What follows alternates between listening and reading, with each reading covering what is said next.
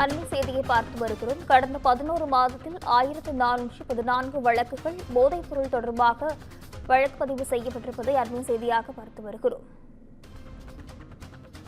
கடந்த 11 மாதங்களில் மட்டும் 1411 வழக்குகள் பதிவு செய்யப்பட்டிருக்கிறது. போதைப்பொருள் கடத்தல் பிரிவு தொடர்பாக 11 மாதங்களில் 1411 வழக்குகள், 299 வெளிநாட்டில் உட்பட 3778 பேர் கைது செய்யப்பட்டிருக்கின்றனர்.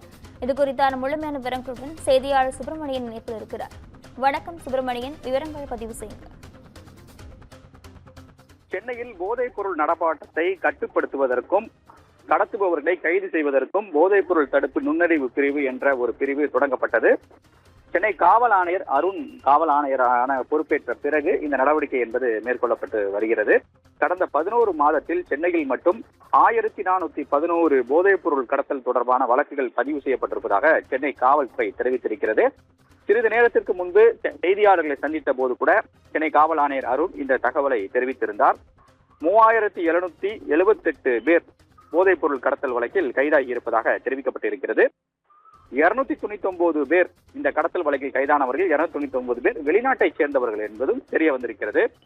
இந்த வழக்குகளில் 2534 கிலோ கஞ்சா பறிமுதல் செய்யப்பட்டுள்ளதாகவும் 61627 போதை மாத்திரைகள் பறிமுதல் செய்யப்பட்டுள்ளதாகவும் தெரிவிக்கப்பட்டிருக்கிறது.